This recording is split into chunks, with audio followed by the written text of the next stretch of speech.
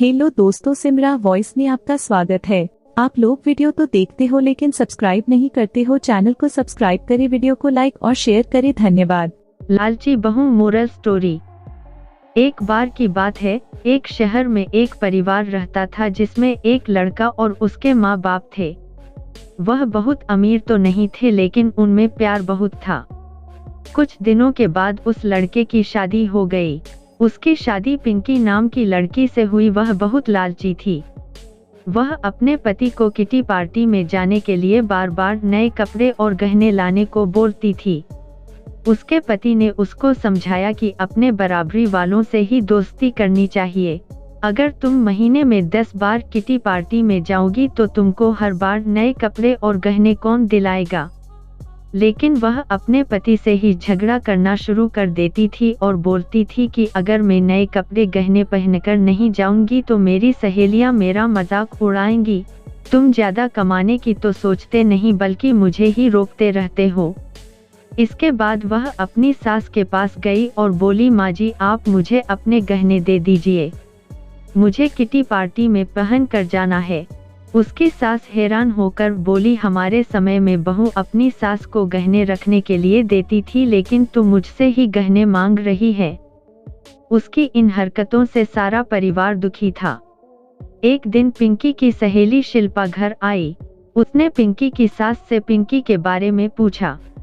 उसने बताया कि पिंकी पार्टी में गई है। शिल्पा ने पिंकी की सास से पूछा, आप इतनी दुखी क्यों लग रही है। तब उसने सारी बात बताई कि पिंकी किस तरह बार बार नए गहने और कपड़े की डिमांड करती है और सारे पैसे इन पर ही खर्च कर देती है। वह शिल्पा से पूछती है कि ज्यादा जरूरी क्या है, रोटी या ये दिखावा। शिल्पा ने कहा कि जरूरी तो रोटी ही है, लेकिन पिंकी को यह बात समझानी होगी। पिंकी की सास ने पूछा, वह कैसे। इसके बाद शिल्पा ने कहा, देखते जाइए।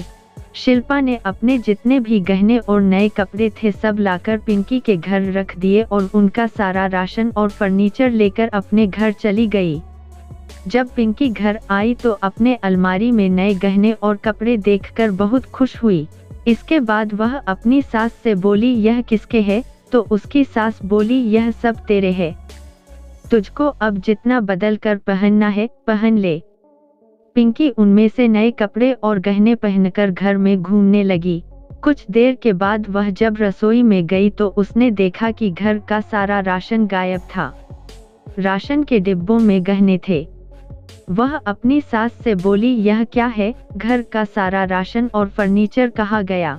उसकी सास बोली, वह सब बेचकर ही तेरे लिए नए गहने और कपड़े लेकर आए हैं, अब तू इनको ही बदल बदल कर पहनना। पिंकी बोली, लेकिन गहनों से पेट थोड़ी भरेगा, खाना तो खाना ही पड़ेगा। तभी पिंकी की सहेली शिल्पा भी आ गई।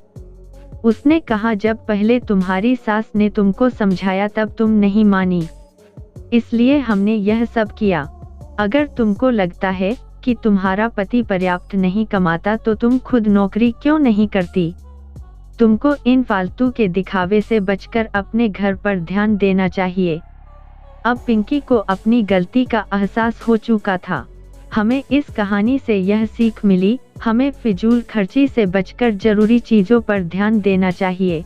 अगर आपको यह कहानी अच्छी लगी हो तो हमारे चैनल को सब्सक्राइब करें, वीडियो को लाइक और शेयर करें, कमेंट्स करें और डिस्क्रिप्शन में लिंक है, हमें इंस्टाग्राम पर फॉलो करें।